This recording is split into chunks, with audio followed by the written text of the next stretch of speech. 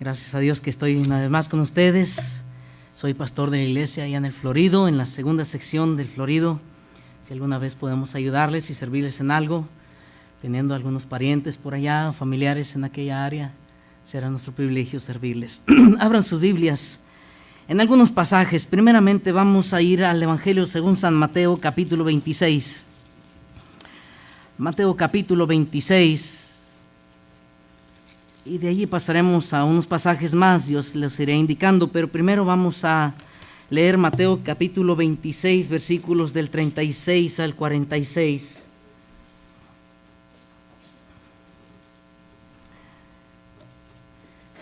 Dice Mateo 26, entonces llegó Jesús con ellos a un lugar que se llama Getsemaní.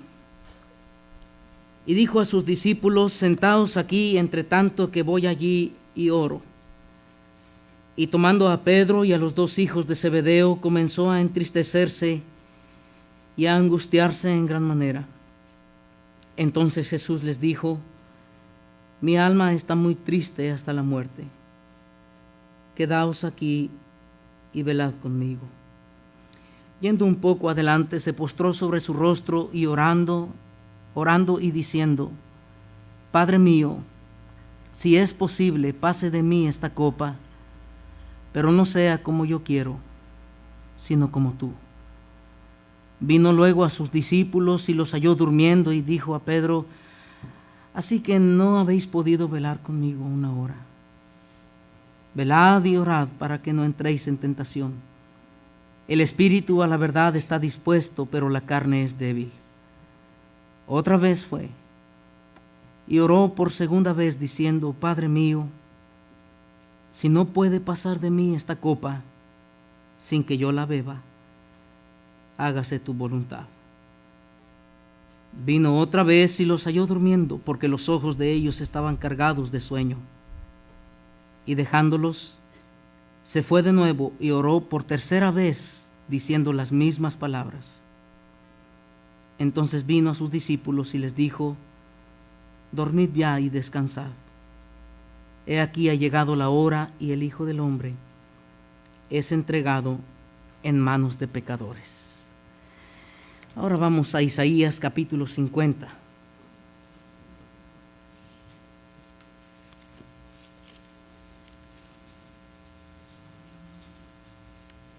Versículos 5 al 8 dice, Jehová el Señor me abrió el oído, y yo no fui rebelde ni me volví atrás.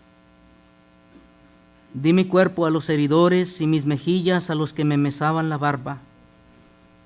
No escondí mi rostro de injurias y de esputos, porque Jehová el Señor me ayudará, por tanto no me avergoncé. Por eso puse mi rostro como un pedernal, y sé que no seré avergonzado. Cercano está de mí el que me salva. ¿Quién contenderá conmigo? Juntémonos. ¿Quién es el adversario de mi causa? Acérquese a mí. Deuteronomio capítulo 21. Versículos del 18 al 23. Deuteronomio 21, 18 al 23. Si alguno tuviere un hijo contumaz y rebelde que no obedeciere a la voz de su padre ni a la voz de su madre, y habiéndole castigado no les obedeciere, entonces lo tomarán su padre y su madre, y lo sacarán ante los ancianos de su ciudad y a la puerta del lugar donde viva, y dirán a los ancianos de la ciudad, este nuestro hijo es contumaz y rebelde, no obedece a nuestra voz, es glotón y borracho. Entonces todos los hombres de su ciudad lo apedrearán y morirá. Así quitarás el mal de en medio de ti, y todo Israel oirá y temerá. Si alguno hubiere cometido algún crimen digno de muerte, y lo hiciereis morir, y lo colgareis en un madero, no dejaréis que su cuerpo pase la noche sobre el madero. Sin falta lo enterrarás el mismo día, porque maldito por Dios es el colgado. Y Mateo capítulo 11.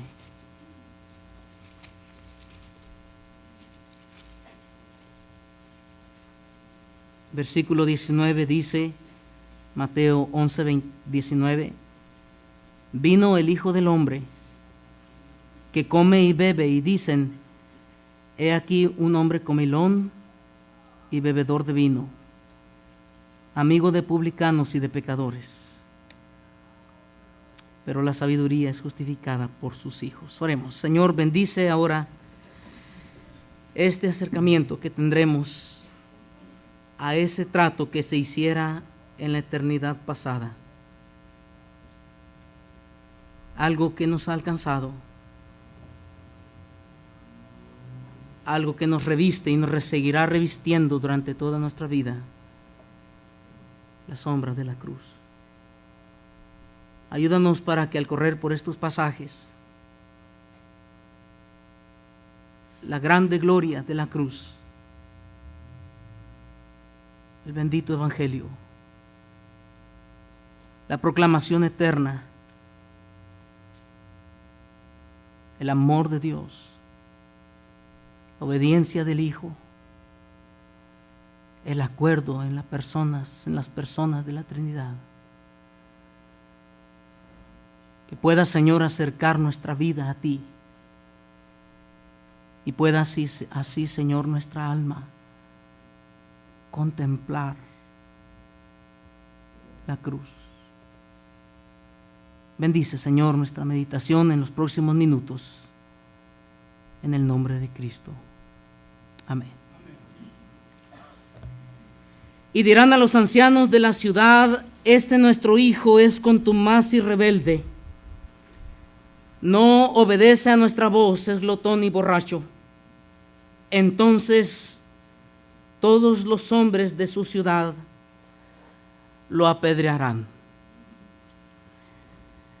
Cuando un hombre cometía un crimen digno de muerte, el juicio que los hijos de Dios, el pueblo de Dios, los hombres, deberían ejercitar y ejercer sobre uno que había cometido una falta digna de muerte, era apedrearlo.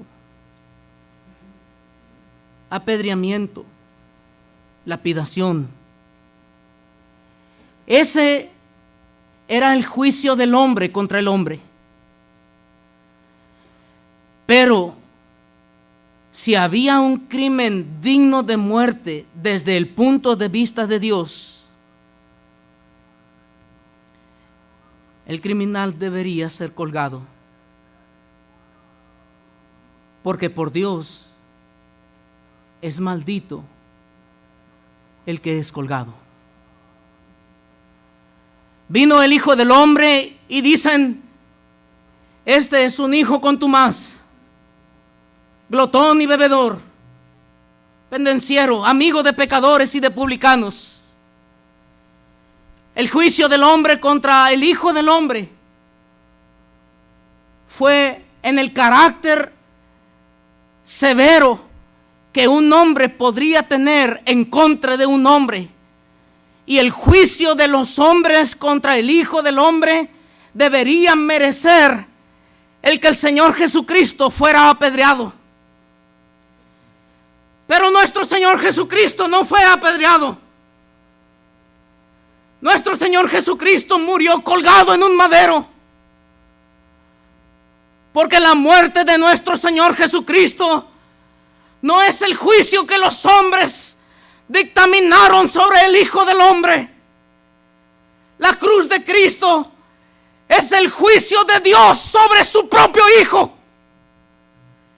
He aquí la cruz del Calvario, no siendo un juicio por el cual el Hijo del Hombre habría de ser levantado como un juicio del hombre contra el hombre, porque de lo contrario Cristo hubo de ser apedreado. Pero Cristo no fue apedreado, y cuando intentaron hacerlo, Él escapó de su vista, porque la venida del Hijo del Hombre a este mundo no fue a ser juzgado por el hombre. Era un juicio trazado desde la eternidad. El Hijo del Hombre, el Hijo de Dios, la segunda persona de la Trinidad, se encarnó para ser puesto y juzgado por el Padre. Este es el juicio de Dios contra el Hijo del Hombre. Oh, no estamos aquí en un tratado de clemencia, misericordia o de ruindad que los hombres hayan tenido en su consideración para el Hijo. La cruz del Calvario es que Dios cargó en él el pecado de todos nosotros. Cristo fue crucificado no porque fue maldito por el hombre. Cristo fue crucificado porque fue maldito por Dios. Di mi cuerpo a los heridores y mis mejillas a los que me mesaban la barba. No escondí mi rostro de injurias y de esputos. Puse mi rostro como un pedernal. La descripción clara de los sufrimientos de Cristo en el Calvario son no otra cosa que un asumir de parte del Hijo, cuando el mismo Hijo dice: Jehová el Señor me abrió el oído y no fui rebelde ni me volví atrás. Sí, porque precisamente cuando los sufrimientos en Isaías 50 de nuestro Señor Jesucristo, cuando Él mismo declara: no escondí mi rostro de injurias, de esputos, de escupitajos. No me escondí cuando hombres me habrían de arrancar la barba a pedazos. ¿Por qué lo relaciona diciendo: Jehová el Señor me abrió el oído? Oh, porque ya la figura antiguo testamentaria de aquel que se consideraría el siervo por amor, aquel que originalmente había nacido como esclavo en una familia, y al séptimo año, el día de su redención, de su liberación de balde, oh, si había un siervo que por voluntad propia se habría de entregar a sus señores, diciéndoles: es cierto que reconozco mi libertad, mi decisión de salirme de su voluntad. Oh, pero yo les amo a ustedes. He entendido que la voluntad de ustedes es lo mejor para mi vida y me entrego a ustedes. Entonces la ley antiguo testamentaria dictaría que este siervo, que por voluntad propia ahora se sometía, no por ley, sino por propia voluntad, al dominio de sus señores, entonces tendría que manifestarlo en público. Y la ceremonia pública demandaba que la oreja fuese horadada y era puesto contra un madero, y esa oreja habría de ser traspasada como una señal permanente y pública, para que todo aquel que viera en él un acto de servidumbre a alguien que teniendo la oportunidad de ser libre y señor para sí mismo, ha tenido la condición voluntaria de hacerse siervo y humillarse hasta lo más bajo, lleve públicamente la marca, horadando su cuerpo, de que es un siervo por puro amor.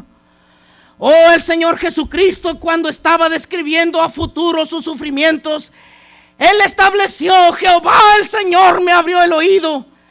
Es aquí la declaración de Filipenses 2, de uno que siendo libre, uno que siendo Señor se ha humillado voluntariamente, haciéndose obediente hasta la muerte, para que contra ese madero el Señor Dios pudiera traspasar sus manos, sus pies y su costado, como una seña permanente y pública de que un día voluntariamente el Hijo de Dios, ahora el Hijo del Hombre, habría de entregarse por el pecado de todos nosotros.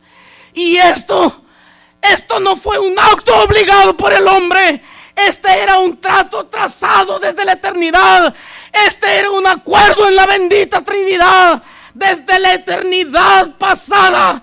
Digno es el Cordero de recibir la gloria, la honra y el poder, porque un día, cumpliéndose el tiempo, ese hijo habría de nacer de mujer y habría de llevar sangre humana, para que así fuera posible, y solo así, que un día voluntariamente fuera levantado, así como Moisés levantó la serpiente en el desierto. Así es necesario que esa serpiente de bronce, la mano de sufrimiento, la mano dura de juicio del Padre, lo levantara y lo expusiera frente a todos. Al que no conoció pecado, por nosotros lo hizo pecado, para que nosotros fuésemos hechos justicia de Dios en él. Oh, he aquí la cruz y su sombra de la cruz, que por todos los días de nuestra existencia tendrán que seguirnos. El acto de puro amor, Dios el Padre entregando a su Hijo por puro amor, y el Hijo ofreciéndose voluntariamente. Di mi cuerpo a los heridores, di mi cuerpo a los heridores. No obstante que sabría que en un cuerpo humano habrían de infligirle los más crueles castigos. Habría de ser contado entre los pecadores, crucificado en medio de dos ladrones. No obstante, puse mi rostro como un pedernal, y sé que no seré avergonzado. Sí, por su conocimiento justificará mi siervo justo a muchos, llevará el pecado de muchos. He aquí la cruz del Calvario, una obra planeada desde la eternidad en el seno íntimo de la Trinidad, la bendita cruz de Cristo. Como leímos en Mateo 26, el Señor Jesucristo se aproxima al huerto de Getsemaní. Allí está el Señor en un huerto. Un huerto. Ya habíamos visto a uno sin pecado en un huerto, Adán. Aquí está uno sin pecado en otro huerto. ¿Será este el segundo Adán?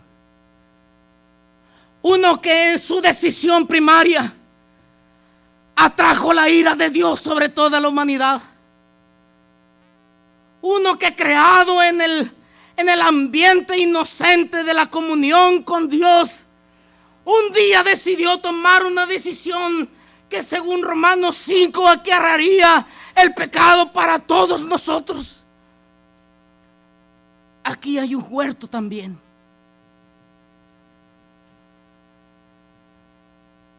Huerto significa lugar cerrado. Este lugar cerrado tiene el nombre Getsemaní. Getsemaní significa prensa de aceite. Un lugar cerrado donde el Hijo tomará la decisión que condenará o salvará a la raza caída, al hombre. He aquí el Hijo del Hombre introduciéndose al Getsemaní. Al pasar al Getsemaní, fue necesario que el Señor Jesucristo pasara por un arroyo semiseco. Se le llamaba el torrente de Cedrón. El torrente de Cedrón era usado por los reyes piadosos de Judá para que allí fuesen vertidos o derramados o expulsados todos los restos que eran producto de las abominaciones del pueblo de Israel y de Judá en su momento. El torrente de Cedrón, que desembocaba en el Mar Muerto, era un simbolismo siempre de un arroyo en el cual eran vaciados los productos de todas las abominaciones del hombre. Cuando el Señor va a Getsemaní, en su recorrido cruza el torrente de Cedrón. En este ambiente, en un huerto cerrado, en un huerto que se llama Getsemaní, tenemos al Hijo del Hombre. Dice la Escritura que el Señor Jesucristo habla con sus discípulos y les dice: mi alma está muy triste hasta la muerte. El pesar de su corazón no era un pesar de mártir. Él no era culpable. El pesar del corazón del Cordero es un pesar porque sabría que si muere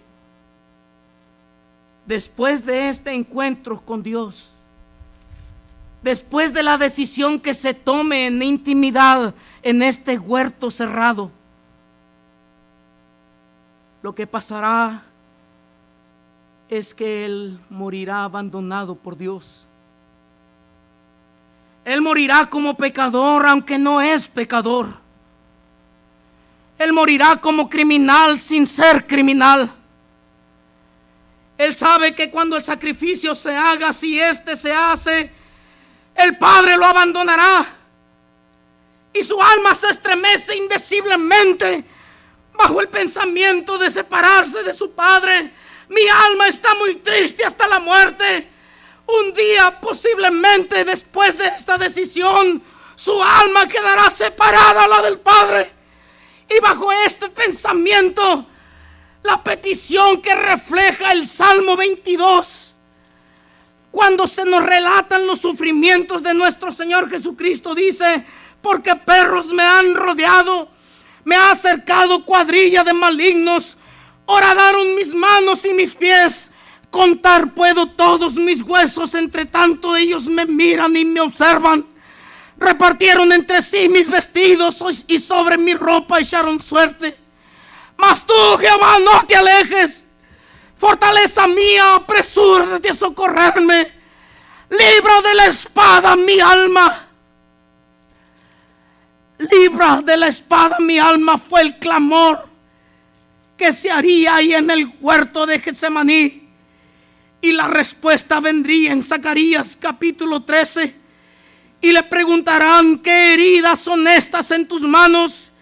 Y él responderá: con ellas fui herido en casa de mis amigos. Levántate, oh espada contra el pastor.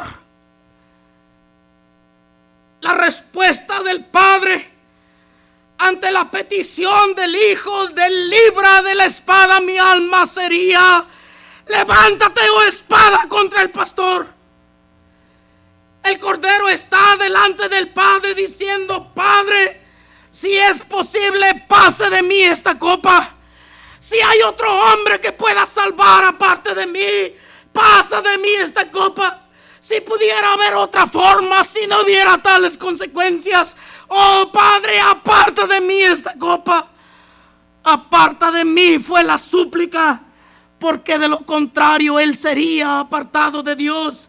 Aparta de mí esta copa y no me apartes de mí, de ti, por esta copa. Oh, esta es la fuerte prueba, la más fuerte prueba que pudiera darse del destino terrible del pecador. Aparta de mí esta copa. Es la prueba más fuerte de la gravedad del pecado. Es la prueba más grande de que la única manera de salvar al pecador es la cruz del Calvario. El alma que pecare, esa morirá.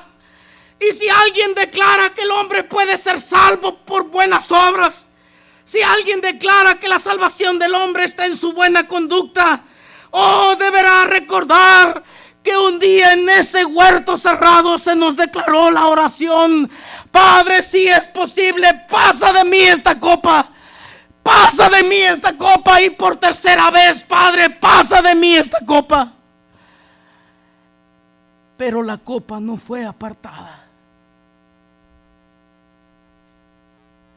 Oh, y si algún día alguien osara presentarse en la eternidad diciendo que la misericordia,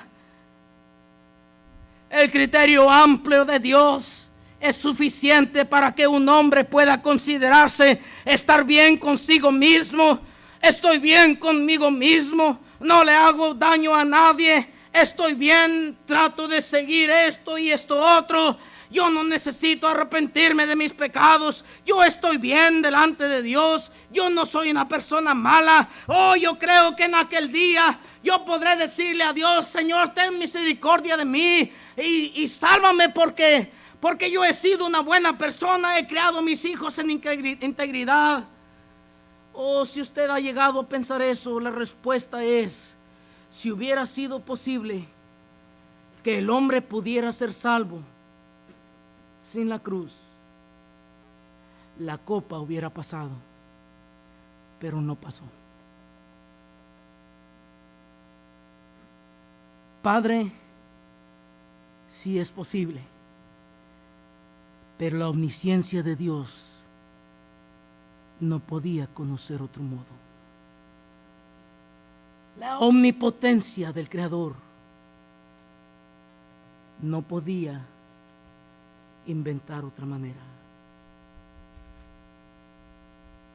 Es que se declaró que en ningún otro hay salvación, porque no hay otro nombre bajo el cielo dado a los hombres en que podamos ser salvos.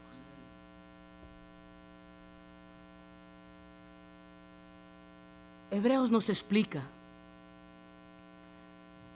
que cuando el Señor Jesucristo estaba en el huerto de Getsemaní, dice Hebreos que ofrecía ruegos y súplicas al que le podía librar de la muerte. Hebreos nos revela que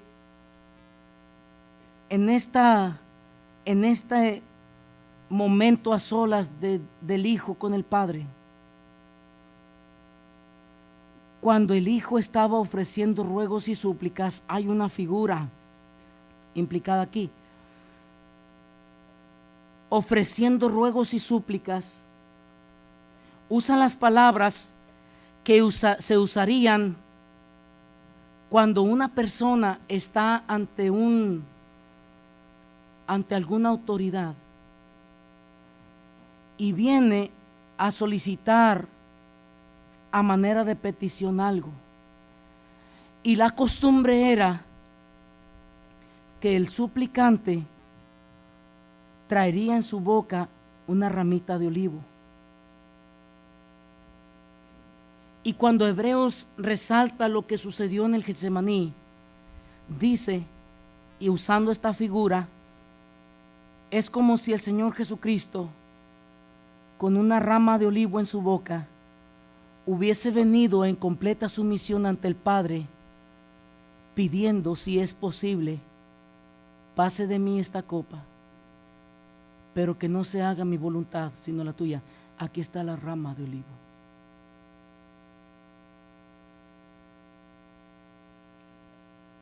¿Dónde está el Señor? Está al pie del monte de los olivos. Está en Getsemaní, prensa de aceite. ¿Qué está haciendo el Hijo? La figura implica que está viniendo a decirle al Padre: Padre, que siga haciéndose tu voluntad sobre mí. Esta es mi súplica. Yo soy el suplicante, pero yo soy esa rama de olivo. Que se haga tu voluntad. Es un clamor: Padre, si es posible, pasa de mí, pero vengo, oh Dios, para hacer tu voluntad, como en el rollo del libro está escrito de mí.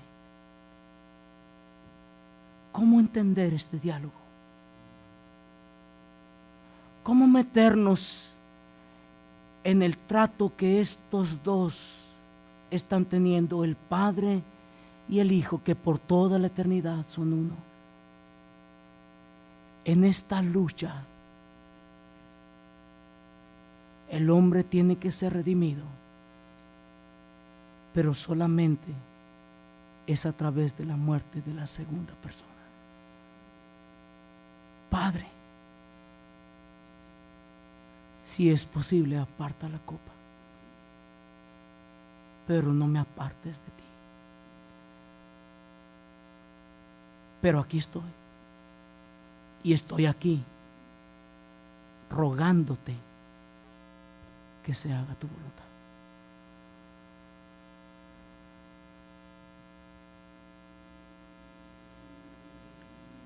Tengo poder para poner mi vida y tengo poder para volverla a tomar, dijo Cristo. Nadie me la quita, yo de mí mismo la pongo.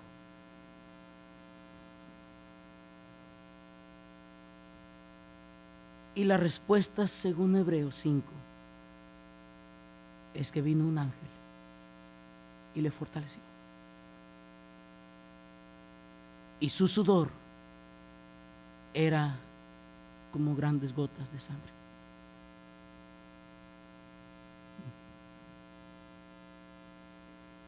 La respuesta está dada. El Cordero irá a la cruz y tendrá la fuerza suficiente para morir.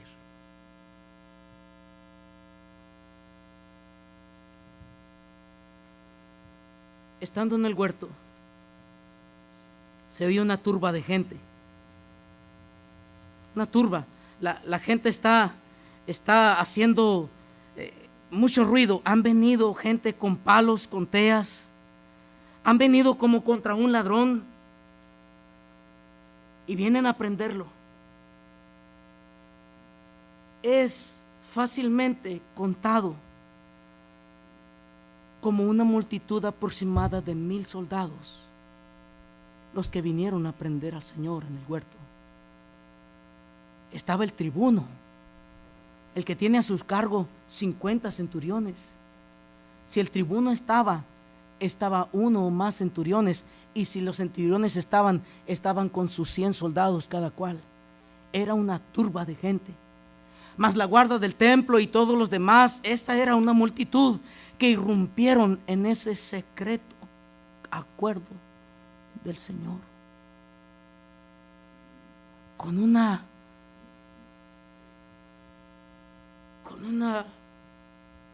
arrogancia,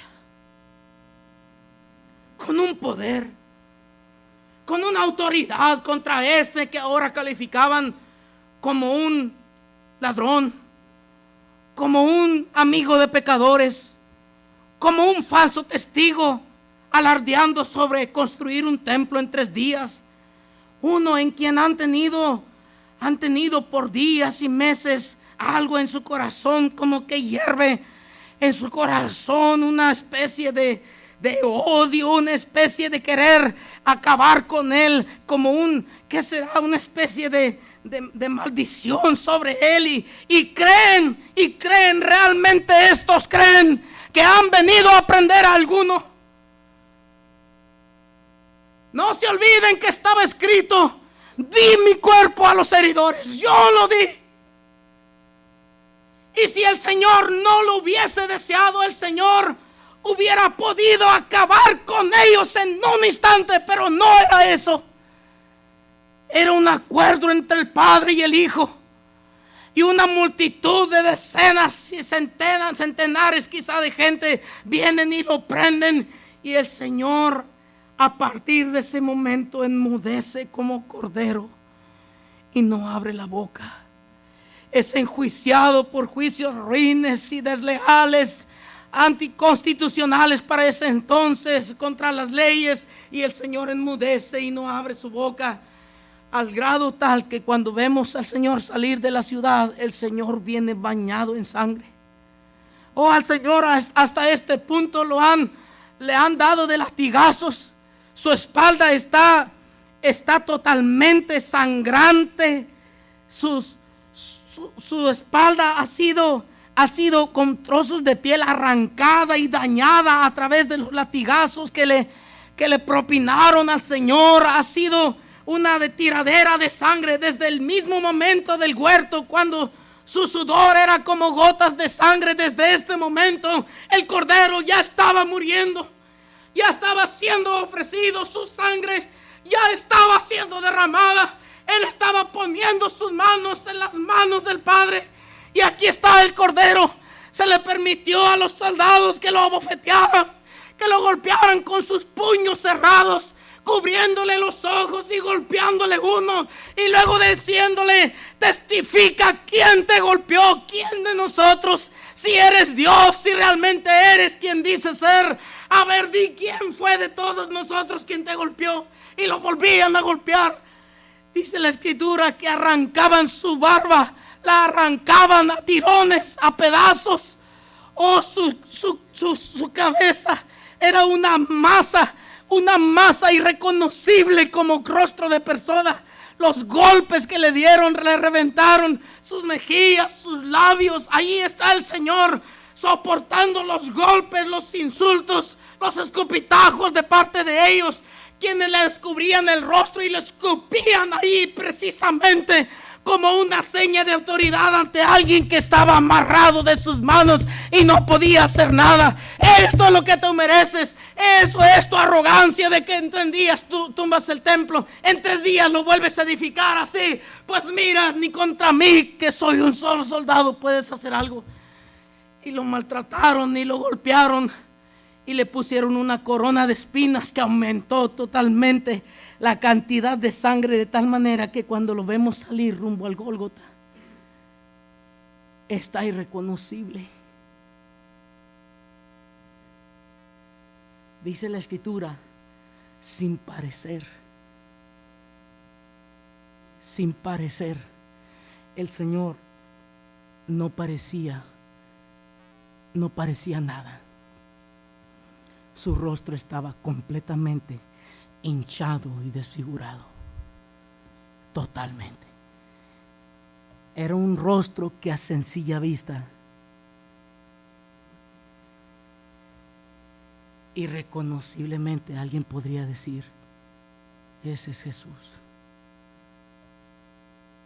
Y ahí sale. Atravesó la ciudad y cayó. Dicen los relatos que cayó. Ha perdido tanta sangre. Y por allí uno que iba de pasada, un tal Simón, es obligado para que levante la cruz y lo ayude hasta llegar al Gólgota, al Calvario. Misma palabra.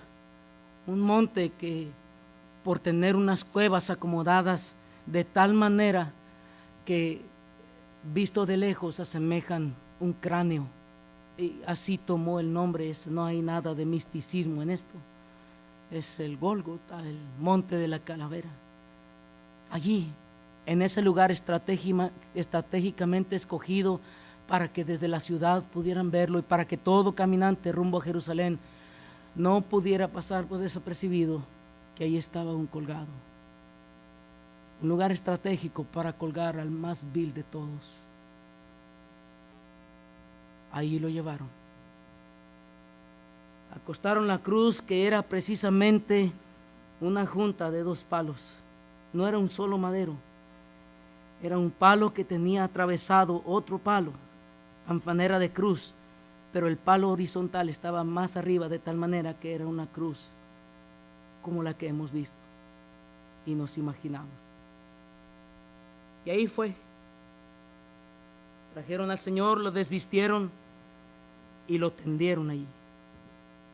Pero antes de clavarlo, porque los clavos no son como los que ahora tenemos.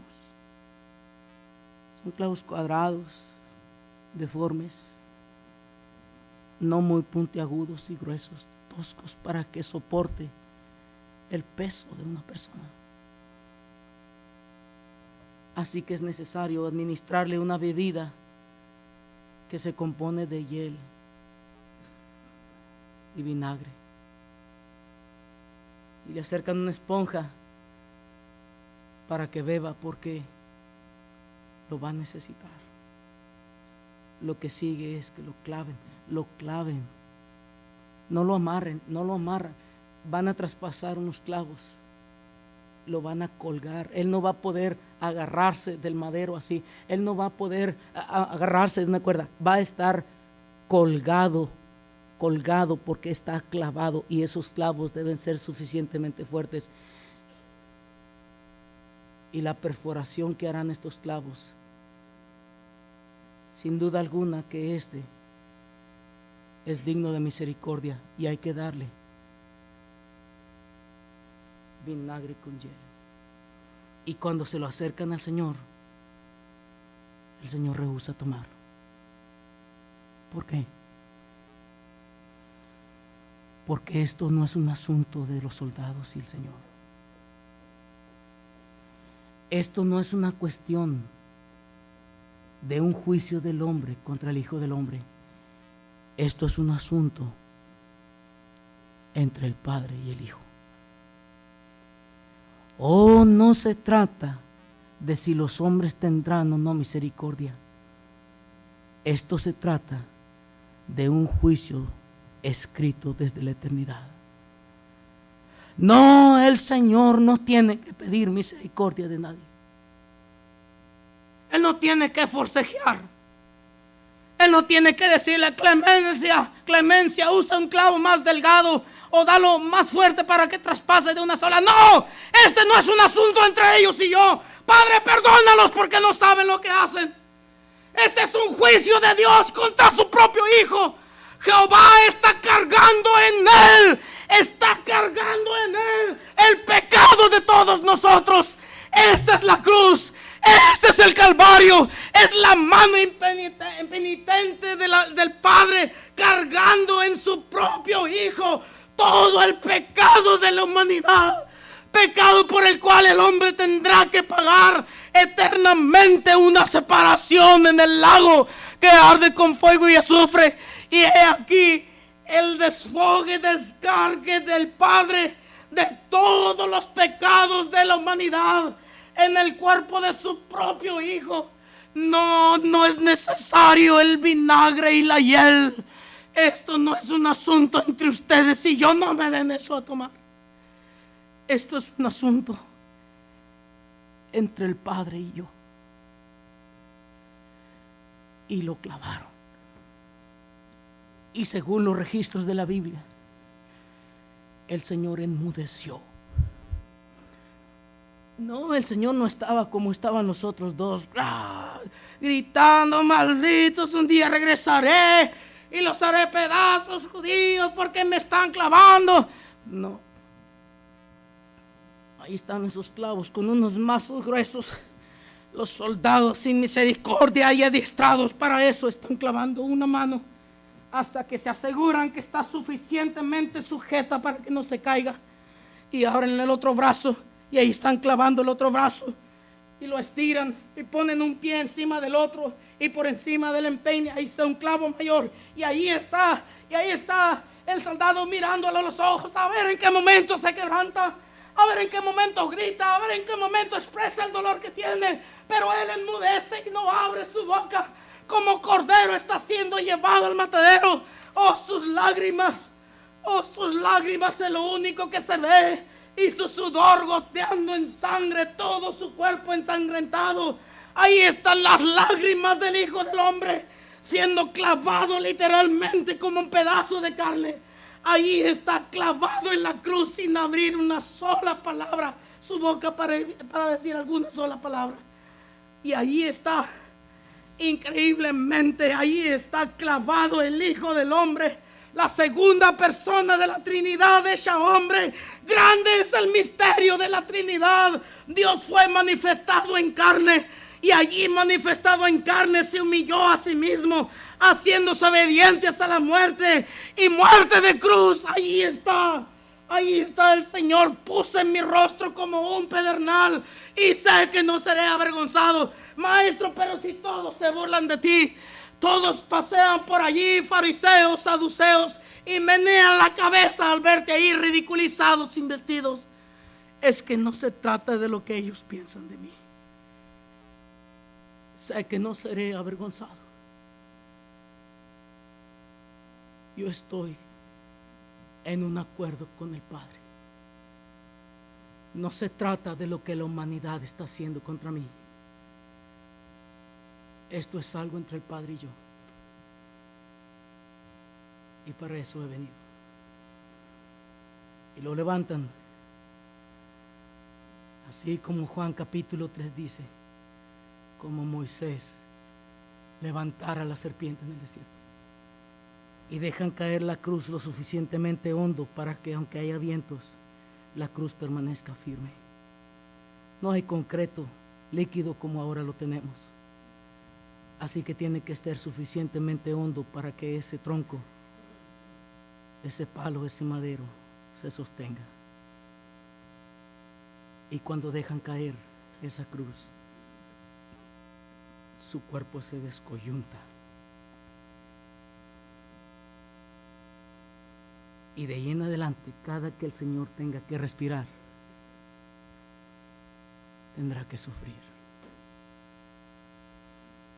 Porque ahora todo su cuerpo está sobre sus pulmones.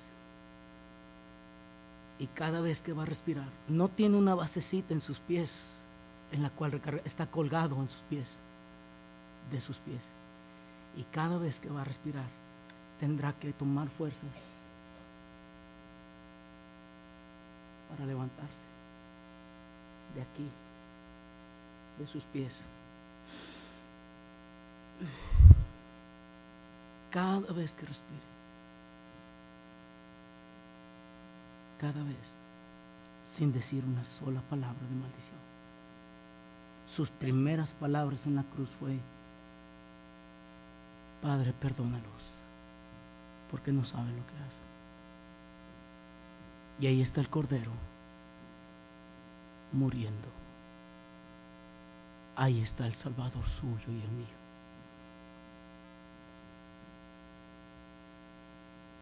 Ahí está uno, del otro lado está otro. Dos malhechores con suficientes penalidades como para que hayan venido a ser crucificados. ¿Por qué tuvieron que clavarlo en medio de dos? Es que la Escritura decía que él debía ser contado con los pecadores. Y aquí está uno, en medio de los más peores pecadores, sin haber cometido un solo pecado. Ahí está el Salvador. Eran las 9 de la mañana cuando el Señor fue puesto en la cruz. 10, 11 y 12, a las 12 de mediodía. Todo se detiene. Hubo tinieblas en toda la tierra, no nada más ahí, en toda la tierra. Toda la tierra estuvo en tinieblas desde las 12 hasta las 3 de la tarde. ¿Qué pasó con el sol? ¿Qué pasó con las estrellas, la luna? ¿Qué pasó en esas 3 horas? No lo sabemos. Pero fueron 3 horas de silencio por parte de todo ser humano. 3 horas de silencio por parte de toda la creación. 3 horas de silencio entre el Hijo y el Padre. ¿Qué sucedió en esas 3 horas? No lo sabemos.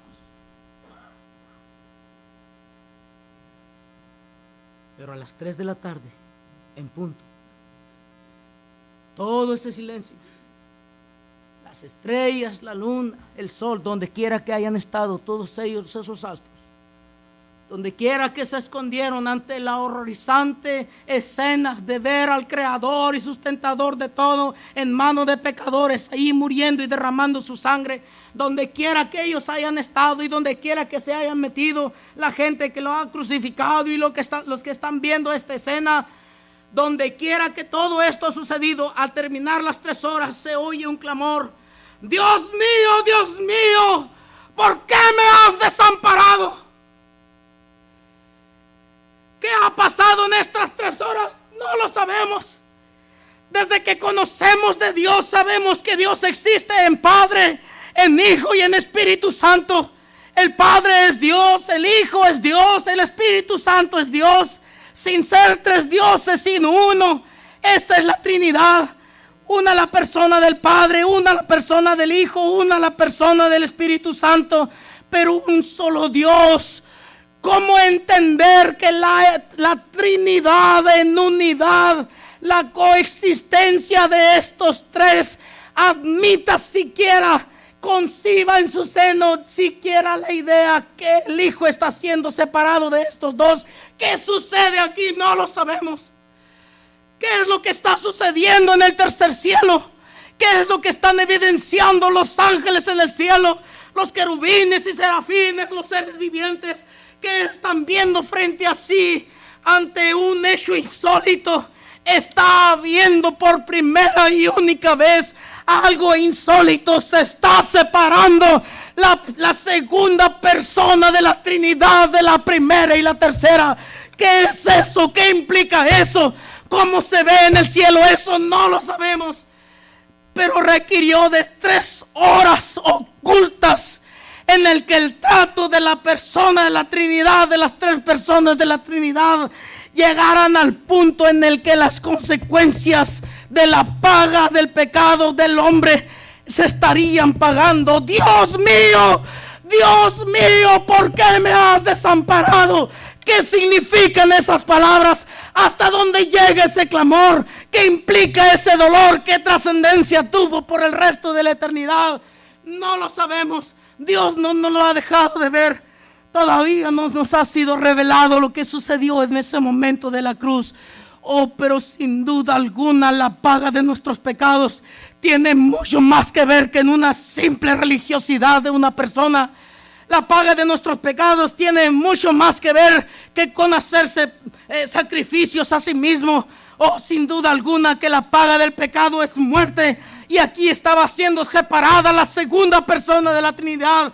Dios mío, ¿por qué me has desamparado? ¿Qué sucedió allá? No lo sabemos. Y si se nos hubiese dicho, no lo entenderíamos. Sencillamente, ese grito terminó el silencio. Y antes de que el Hijo a las 3 de la tarde entregara al Espíritu,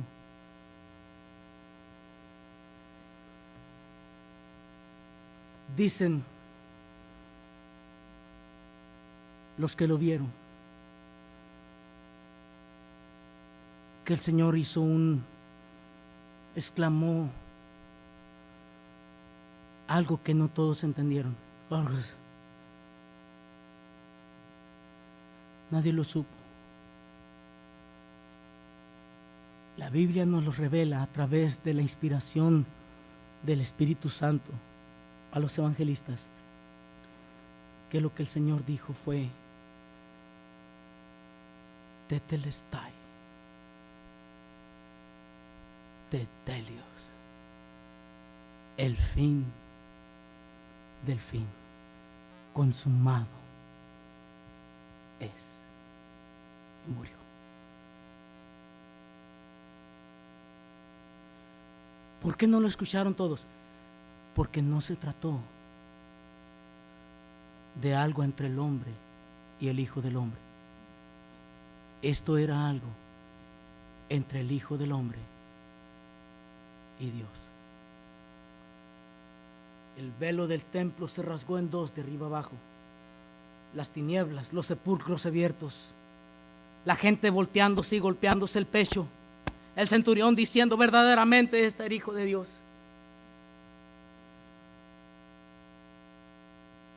Pero ningún testimonio es valedero para la salvación del hombre, sino el testimonio que terminara ese calvario. Consumado es. Y murió. ya debían ser sepultados, no debían pasarla en la cruz el día de reposo, así que habría que apresurar la muerte de todos.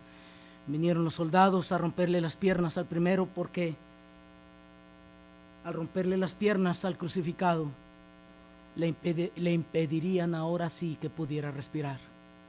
Al tener rotas sus piernas, ya no podría impulsarse para tomar aire y moriría asfixiado. Era hasta cierto punto una seña de benevolencia hacia los crucificados, para que de una vez muriera y dejara de sufrir lo que estaba sufriendo. Y le quebraron las piernas a uno, se las rompieron al otro, pero cuando llegaron con el Salvador, él ya había muerto. Sí, la Escritura decía que no deberían quebrar hueso suyo. ¿Saben por qué? Porque el Señor no necesitó ayuda para morir.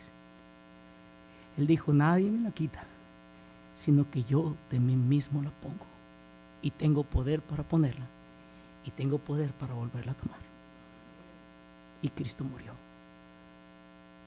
Cristo murió por usted y por mí. La tragedia de la cruz es lo que muchos ven. La trama de una crucifixión implacable. Pero la cruz es la gloria de Dios. Porque de tal manera amó Dios al mundo, que ha dado a su Hijo unigénito, para que todo aquel que en Él cree no se pierda, mas tenga vida eterna. Muchos ven en la cruz una tragedia, un crimen. Oh, pero aquel que cree, la cruz es la gracia de Dios en algo que inexplicablemente el hombre sencillamente puede ejercer fe, si tan solo el hombre acepta que lo que sucedió allí estaba pagando el precio de los pecados míos. No importa qué tan vil sea el pecador, no importa qué tan ignorante sea de la ley de Dios, la cruz ha hecho sombra sobre todos los eventos de la humanidad, de tal manera que eres inexcusable quien quiera que tú seas. Dios amó al mundo que entregó a su Hijo, y éste se dio a sí mismo por usted y por mí. Si usted no es salvo, nunca podrá ser salvo por sí solo. Usted no podría pagar este precio. Pero si usted ha de ser salvo, tendrá que ser a través de Cristo y su cruz. Alguien dijo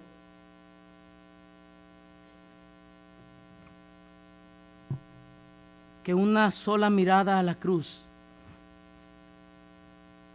es suficiente para nuestra salvación. Pero se necesita de una contemplación constante para nuestra consagración. Es allí donde el apóstol Pablo dijo: con Cristo estoy juntamente crucificado, y ya no vivo yo, mas vive Cristo en mí. Porque la gloria de la cruz para un creyente es morir con Cristo. Esa es su gloria y esa es la mía. Oh, la historia de la cruz no es sencillamente una historia de bondad y crueldad, de amor, odio, de victoria, de derrota. No. Para todos aquellos que creemos en Él, la historia de la cruz sigue reclamando que no vivamos más para nosotros mismos.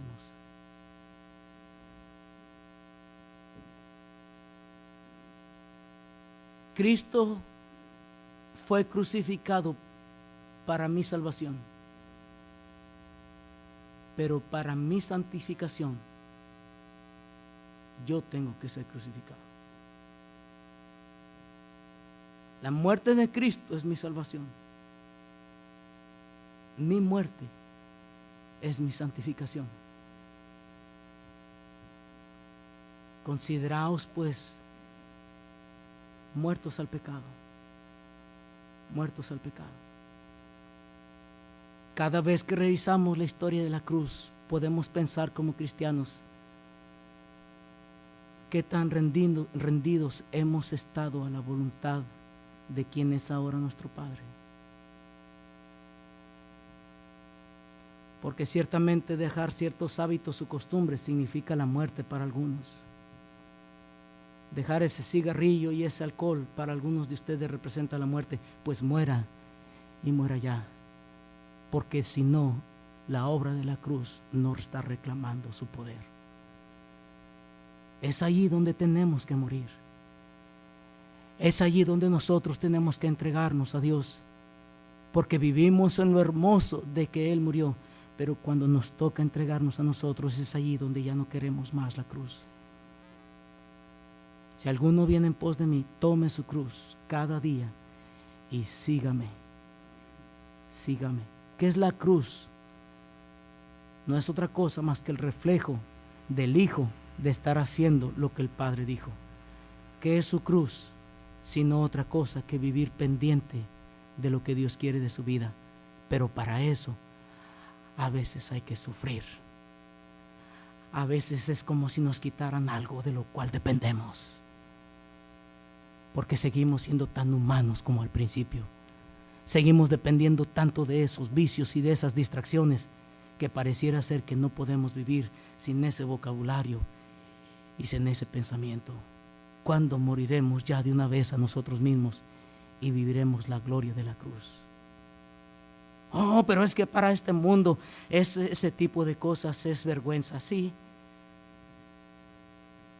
Pero no estamos aquí para agradar al mundo. Estamos aquí como el Hijo para hacer la voluntad del que nos envió, nos mandó, del que nos dio vida con Cristo. Ese es el todo del cristiano. Esa es la cruz. Y se necesita más de una simple mirada, una contemplación para vivir la realidad de todo lo que fluye. Desde que eso fue abierto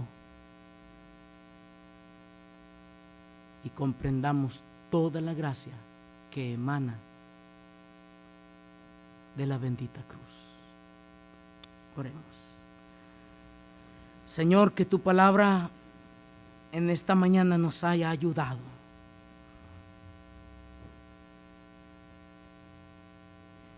Nos haya guiado. Nos haya acercado. O que la revisión de estos pasajes hayan hecho pensar a cualquier incrédulo en la necesidad que tiene de creer en Jesucristo como el Salvador. Y a todo creyente